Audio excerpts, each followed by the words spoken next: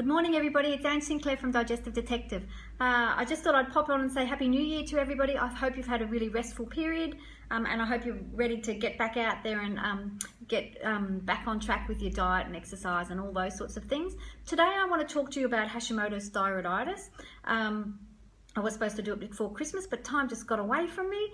So today I'm talking about that, and I'll do a brief outline of what it is and the symptoms and how it's diagnosed today, and then tomorrow I'll do about what foods you can eat and things to make it better. So Hashimoto's thyroiditis is an autoimmune condition, and it results in the destruction of your thyroid gland, which is this sort of gland here.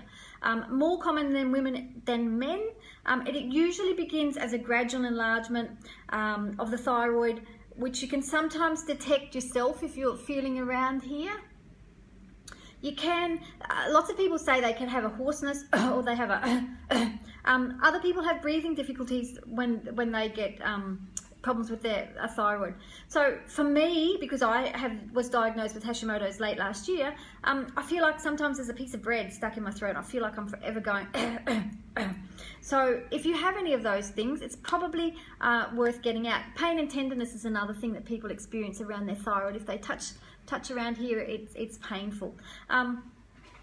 It's not essentially a problem with your thyroid. It's more a problem with your immune system attacking your thyroid and your own body tissue. So what we need to do is we need to calm your immune system down, because something's sending it to overdrive. It tends to run in families, so if your mum has Hashimoto's, you're likely to have a consequence of that as well. And environmental triggers can be the cause. For me, I think it's growing up in a coal mine. I've got lots of heavy metals in my body, so that's more than likely what mine is. Iodine deficiency, bacterial and viral infection, toxins, certain medications, they can all play a part in what's happening with your thyroid. So some of the biggest symptoms for Hashimoto's, mine was fatigue, such fatigue that I just couldn't get out of bed in the morning. But it might be the same as the hypothyroid symptoms. So everything moving at speed, so things like cold hands and feet, low energy, low sex drive, you lose the last third of your eyebrows, always tired, have insomnia is a problem, constipated and dry flaky skin. So they're all signs of hypothyroid, but you can also have hyperthyroid symptoms where everything's moving really fast, your digestion moves really fast, you could get diarrhea, you could get heart palpitations, you could get sweaty and hot. So both of them can happen. The more cells that get destroyed, the more likely it is to slow down rather than speed up.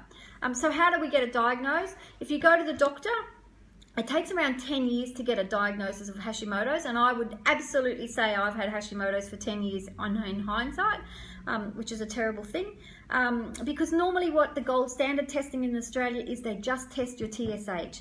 And when they test your TSH, it's such a big range, it's like 0.8 to 5.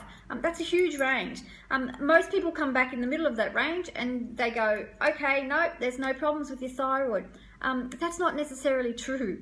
So I always say to people, you need to have a free T3, a free T4, reverse T3, and your TPO antibodies and your TG antibodies, and your vitamin D. They're all good things to do. Pay to get them done. You don't have to go to a naturopath or anything, but that's useful, but pay to have it done. Tell them you'd like to pay to have it done, because if your antibodies are not treated, you'll go on and attack more of your thyroid. So Clay, Hashimoto's is just an autoimmune condition that your body can produce. The thing with Hashimoto's and other autoimmune diseases, once you have one, it's really, really easy to get another one. So they like to hold hands, is how I like to think of them. So you get one, you can open yourself up to 80 other ones, because when your immune system's off. So we need to find out what sets your immune system off. So you're looking at factors like diet, stress, nutritional status, are you eating the right things? Gut issues, have you had gut issues? For me, gut issues for 40 years. Inflammation and perhaps celiac disease. If you've never been tested for celiac disease, now would be a good time before you start cutting things out. So that's the basis of Hashimoto's. So tomorrow I want to talk to you about diet and some other things you can do. So I hope that's been helpful. If you want to read ahead, there's a blog post that's just been published. So find that on my website or scroll through Facebook. It's there. I've just published it about 3 minutes ago. So I will talk to you tomorrow about the diet and things you can do for your diet. Thanks, guys. Have a great day. Bye.